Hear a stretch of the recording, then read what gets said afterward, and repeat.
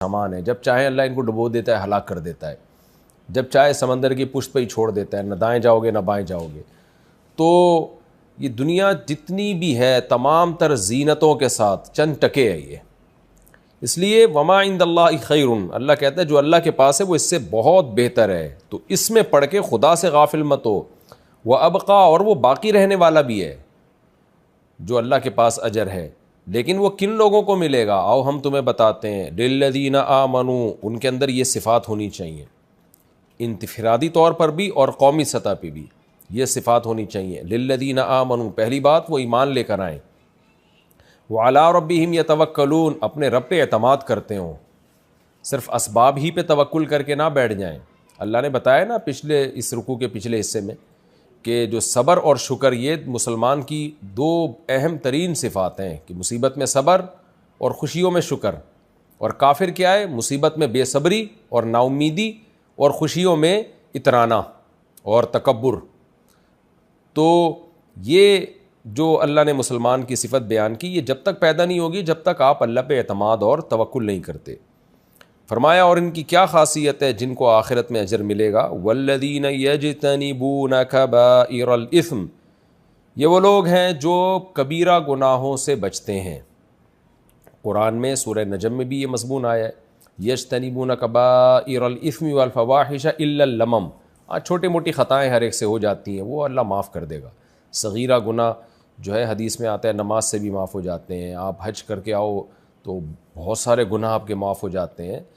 تو جو کبیرہ گناہ ہیں، کبیرہ گناہ بار بار بتاتا ہوں میں، نماز کا جان بوجھ کر قضا کر دینا، زنا کرنا، انسانی جان کا قتل کرنا، نابالغ یتیم کی وراثت کھا جانا، عورت کا مال کھا جانا، اسی طرح چوری ہے، ڈکیتی ہے اور معاہدوں کی خلاف ورزی ہے، یہ سب کبائر میں آتے ہیں۔ ماں باپ کو ستانا، حدیث میں آتا ہے اکبر الکبائر میں سے شرک اور ماں باپ کو ستانا، یعنی کبائر کے بھی کبائر میں سے ہے۔ رشتہ داری توڑنا، تو یہ بڑے کبیرہ گناہ ہیں جن پر جہنم کی وعیدیں ہیں، آگ کی وعیدیں ہیں۔ والذین یجتنبون کبائر الاثم، فرمائے یہ وہ لوگ ہیں جو کبیرہ گناہوں سے بچتے ہیں، والفواحش، اور بے حیائی کے کاموں سے۔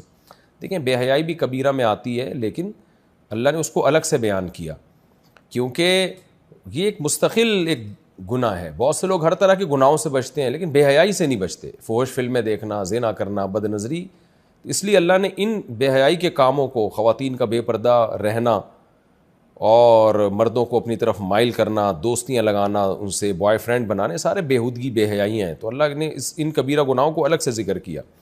فرمایا ایک بے حیائی کی باتوں سے بچتے ہیں۔ وَإِذَا مَا غَضِبُوا، اور ان میں صبر اتنا ہے کہ جب ان کو غصہ آتا ہے یغفرون، یہ معاف کرتے ہیں۔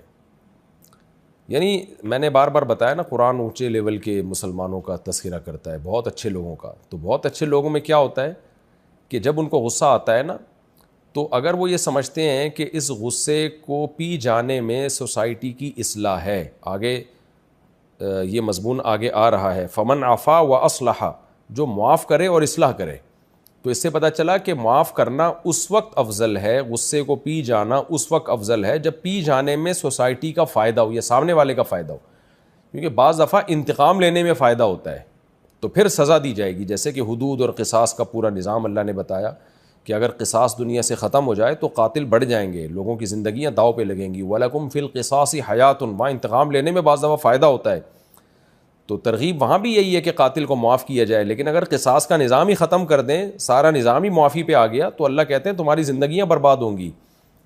تو اس لیے داعی کے لیے، چونکہ مکی صورت ہے یہ، مسلمانوں کے لیے تو اس وقت صبر کرنے میں زیادہ فائدہ تھا تاکہ دین کی دعوت لوگوں تک پہنچے، انتقام لیتے تو اور مسائل کھڑے ہوتے ان کے لیے، تو اس لیے اللہ نے فرمایا کہ جو ہمارے نیک بندے جب ان کو غصہ آتا ہے تو وہ معاف کرتے ہیں، یعنی غصہ جاری نہیں کرتے۔ تو اس سے مراد خاص حالات ہیں، کیونکہ قرآن ہی سے پتہ چلتا ہے کہ بعض حالات میں غصہ جاری کرنا وہ افضل ہے، لیکن اکثر و بیشتر جو غصہ ہے وہ پینا ہی افضل ہے۔ تبھی سورہ آل عمران میں بھی یہ مضمون گزر چکا ہے کہ والکاظمین الغیظ، ایمان والے اپنے غصے کے کڑوے گھونٹ کو پیتے ہیں۔ تو اس لیے اللہ نے فرمایا کہ اذا ما غضبوا، جب وہ غصہ کرتے ہیں، ہم یغفرون، تو خوب سمجھ لیں کہ جس میں تحمل نہیں ہے نا، غصے کے وقت پاگل ہو جاتا ہے وہ، تو وہ نیک لوگوں میں نہیں ہو سکتا. اگر کبھی کبھار ہو جائے تو ظاہر ہے نیک لوگوں سے بھی کبھی کبھار غلطی ہو سکتی ہے, لیکن جس کی عادت ہو کہ جب غصہ آیا ایک دم سیخ پا ہو گیا اور یہ دیکھ ہی نہیں رہا کہ انتقام لینے میں فائدہ ہے یا معاف کرنے میں فائدہ ہے. بعض دفعہ تو انتقام لینے میں الٹا نقصان ہوتا ہے, خود اس کا اپنا نقصان ہوتا ہے, ساری زندگی افسوس کرتا رہتا ہے. میرے پاس ایسے لوگ آ چکے ہیں, ہمیں غصہ آیا, ہم نے بندہ قتل کر دیا, ساری زندگی جیل کی کوٹریوں میں اور کیسوں کے نمٹنے میں گزری. وہ مجھے کہتے ہیں, روتے ہیں, کاش ہم اس وقت تھوڑا سا صبر کر لیتے. اتنا سا ٹائم لگتا ہے نا ایک بندوق کی اس پہ ٹرائگر پہ ہاتھ رکھنے میں, کہہ رہے تھوڑا سا صبر کر لیتے, اس عذاب میں نہ آتے.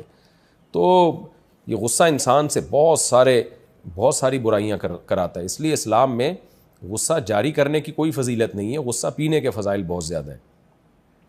فرمایا والذین استجابوا لربہم, یہ وہ لوگ ہیں جنہوں نے اپنی رب کی دعوت پر لبیک کہا.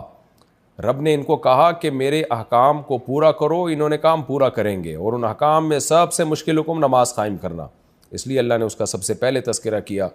فرمایا وَأَقَامُوا الصَّلَاةَ, یہ نماز قائم کرتے ہیں کیونکہ اللہ کی دعوت پر لبیک کہا. خالی پیلی کا جو لبیک آج کل چل رہا ہے نا ہمارا, کہ اللہ دعوت دے اور ہم بس زبان سے تو لبیک کہہ دیں, آگے نماز نہ پڑھیں اور یہ سارے اعمال اختیار نہ کریں, یہ پکار کا جواب اللہ کو پسند نہیں ہے. ایسے تو عشق کے دعوے کرنے والے دنیا میں بہت ہیں. تو اس لیے اللہ نے فرمایا کہ جب انہوں نے اللہ کی دعوت پر لبیک کہا تو وَأَقَامُوا الصَّلَاةَ, نماز قائم کی انہوں نے. وَأَمْرُهُمْ شُورَىٰ بَيْنَهُمْ, اور آپس کے معاملات ان کے مشورے والے ہوتے ہیں. یعنی یہ نیک لوگوں کی یہ بھی صفت ہے, کیونکہ اللہ تعالیٰ مسلمانوں کو من حیث القوم بھی کامیاب دیکھنا چاہتے ہیں اور انفرادی طور پہ بھی. اور آپ جب تک کسی